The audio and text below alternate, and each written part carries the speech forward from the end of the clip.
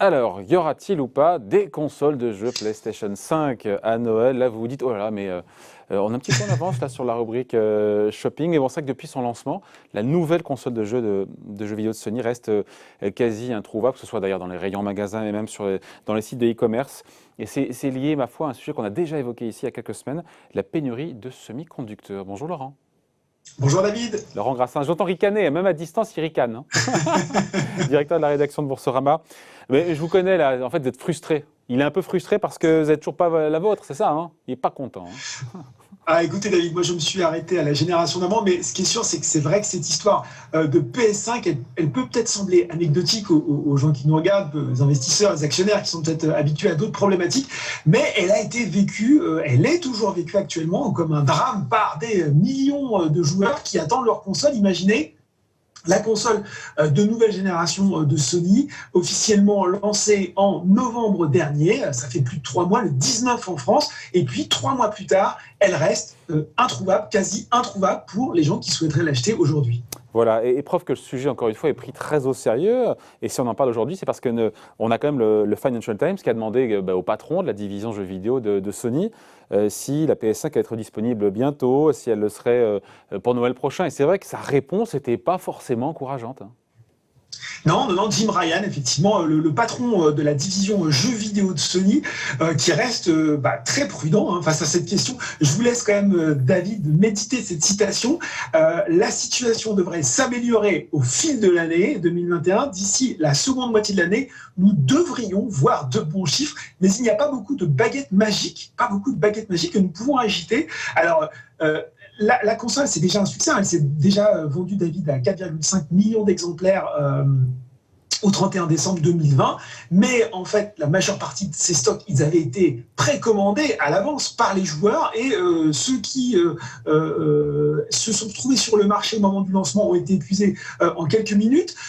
Et puis vous avez sans doute lu comme moi toute cette activité de petits malins, diront certains, d'arnaqueurs diront d'autres, qui grâce à l'aide de robots ont acheté des stocks en ligne directement pour essayer de les revendre beaucoup plus cher. Ensuite, autant de choses qui alimentent cette pénurie aujourd'hui sur le marché.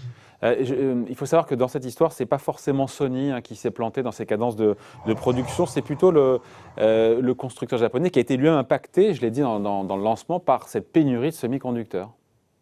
Voilà, et c'est là où on passe de la petite histoire, entre guillemets, rigolote ou pas, mais à quelque chose de beaucoup plus significatif, effectivement. Comme on l'a évoqué, les difficultés aujourd'hui des fournisseurs de semi-conducteurs, on pourrait parler de TSMC, Samsung, qui ont du mal, effectivement, à faire face à la demande qui a explosé en 2020 sur tous les types d'ailleurs de semi-conducteurs, les plus divers. D'ailleurs, on voit bien que Microsoft, qui a également sorti sa console de nouvelle génération, la Xbox, ne pavoise pas non plus, avec des flux extrêmement tendus et des difficultés d'approvisionnement. Alors, quand on lit les sites spécialisés, ce qui ressort, c'est que la principale difficulté, il est sur ce qu'on appelle le substrat ABF. En gros, David, sans faire trop technique, c'est un film isolant qui est indispensable à la fabrication de tous les processeurs de dernière génération.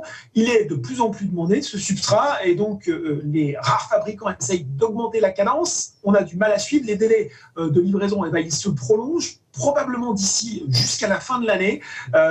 C'est indispensable également pour la 5G, pour le cloud, pour les matériels qu'on utilise pour miner des cryptos. Et donc, dans cette situation, vous avez les gros fabricants de semi-conducteurs, Intel, Nvidia, qui arrivent à passer devant. C'est plus compliqué pour AMD, et ça tombe mal puisque c'est AMD qui fournit notamment les systèmes, les puces centrales de la PS5 et de la Xbox. Et alors, je parlais d'Nvidia, les joueurs, ils n'ont pas de chance, parce que ceux qui pourraient tenter de se dire, c'est pas grave, moi j'utilise un PC et donc je peux jouer, et eux, ils ont un autre problème, parce que les dernières générations de cartes graphiques mises sur le marché par le géant américain Nvidia, je vous cite notamment la RTX 3070, elles sont utilisées, David, devinez pourquoi?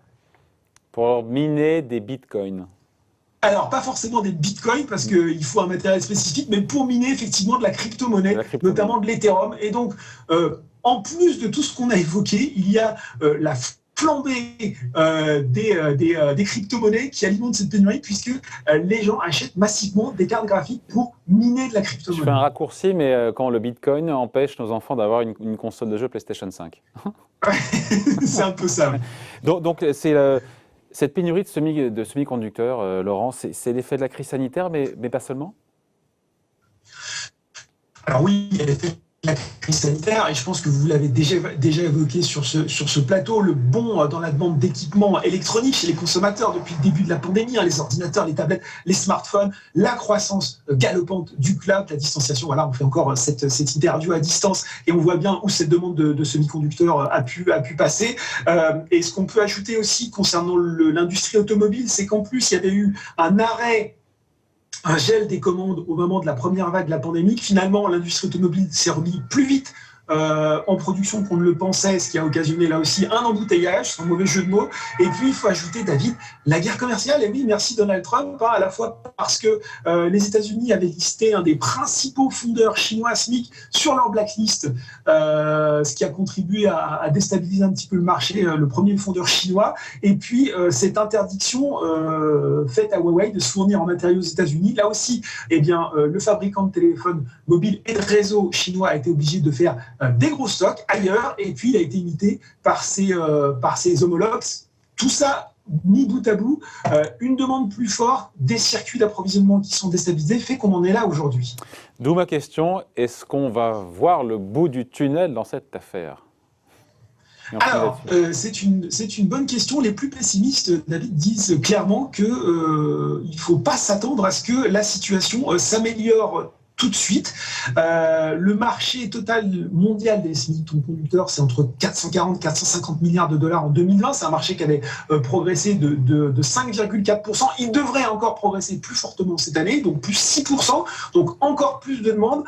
Face à ça, vous avez toujours une production qui n'est pas revenue à ses cadences d'avant-crise sanitaire. Alors, on l'a vu dans le cas de nos champions français, notamment, on avait parlé de ST Microelectronics la dernière fois, il y a la volonté d'investir plus, d'augmenter les capacités de production. Ça ne va pas se faire non plus en un claquement de doigts. Donc, on peut s'attendre quand même à ce que, notamment sur les consoles qui cumulent un petit peu, et c'est là aussi où c'est intéressant, qui cumulent les besoins en différents types de semi-conducteurs, eh bien, votre PS5 au pied du sapin, elle n'est pas garantie en 2021. Ah là là, déjà qu'elle n'était pas, elle était pas la console de jeu là, à Noël dernier. Il va falloir patienter, prendre notre mal en patience. Et je dis ça, c'est valable pour mon fils aussi, hein. On va faire du rétro gaming, écoutez, David. À l'ancienne. Bon, merci beaucoup, hein, Laurent Grassin, directeur de la Merci, David. Merci, bye, ciao.